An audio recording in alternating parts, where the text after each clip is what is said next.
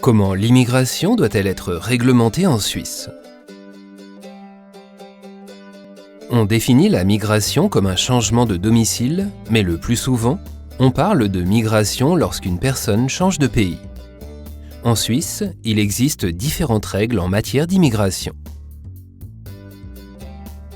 La règle qui s'applique aux personnes issues des États membres de l'UE ou de l'AELE est le principe de libre circulation des personnes. Ce principe permet aux ressortissants de ces États de vivre et de travailler en Suisse sous certaines conditions. Ces conditions sont les suivantes. La personne doit avoir un contrat de travail en Suisse ou doit exercer une activité indépendante ou encore elle doit pouvoir prouver que ses moyens financiers sont suffisants pour vivre en Suisse. Réciproquement, les mêmes règles sont valables pour les Suisses qui vivent dans les États de l'UE et de l'AELE. Les ressortissants des États tiers, c'est-à-dire des pays qui ne sont pas membres de l'UE ou de l'AELE, doivent en premier lieu avoir une bonne formation ou une grande expérience professionnelle pour pouvoir s'établir et travailler en Suisse. En deuxième lieu, ils ne peuvent prétendre à un poste que lorsqu'aucune personne domiciliée en Suisse ou venant d'un État membre de l'UE ou de l'AELE ne répondait aux critères d'embauche. En troisième lieu, un nombre maximal de migrants, c'est-à-dire un contingent, est fixé chaque année. Ainsi, durant l'année, seul un nombre défini de personnes venant d'un État tiers peut immigrer en Suisse. Un autre groupe d'immigrants est celui des requérants d'asile. Il s'agit de personnes qui ont dû fuir leur pays pour trouver refuge en Suisse. Ces immigrants peuvent déposer une demande d'asile qui leur permet de rester en Suisse lorsqu'ils sont persécutés dans leur pays d'origine pour des raisons de nationalité, de religion ou d'opinion politique.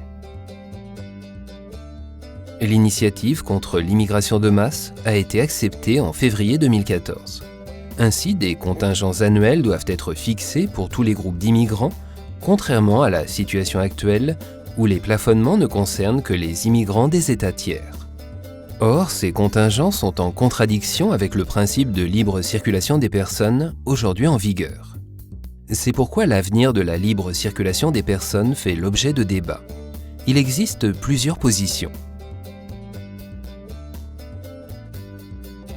D'une part, le Conseil fédéral souhaite appliquer l'initiative. D'autre part, il ne veut pas mettre en péril le principe de libre circulation des personnes et par conséquent, les relations que la Suisse entretient avec l'UE. C'est pourquoi la libre circulation des personnes devrait être maintenue pour les ressortissants des États membres de l'UE et de l'AELE. Toutefois, pour pouvoir tout de même introduire des contingents, le Conseil fédéral devra négocier avec l'UE des changements relatifs à la libre circulation des personnes. Pour les représentants de cette position, le plus important est d'appliquer l'initiative contre l'immigration de masse. C'est pourquoi les contingents doivent être fixés dès le début pour les ressortissants des États membres de l'UE et de l'AELE. C'est seulement sur cette base que le Conseil fédéral pourra entamer des négociations avec l'UE. En cas de refus de l'UE, la libre circulation des personnes doit être abrogée si nécessaire. Pour les représentants de cette position, il est peu probable que l'UE accepte de porter des changements à la libre circulation des personnes. Étant donné que les relations avec l'UE sont très importantes pour la Suisse, une initiative a été lancée pour annuler l'initiative contre l'immigration de masse. Ainsi, le peuple suisse devrait être mené à voter une autre fois sur les contingents. Et toi, quelle est ton opinion? Discute-en avec tes amis et motive-les à se rendre aux urnes pour les élections nationales du 18 octobre. Sais-tu que seul un tiers des jeunes de moins de 25 ans va voter?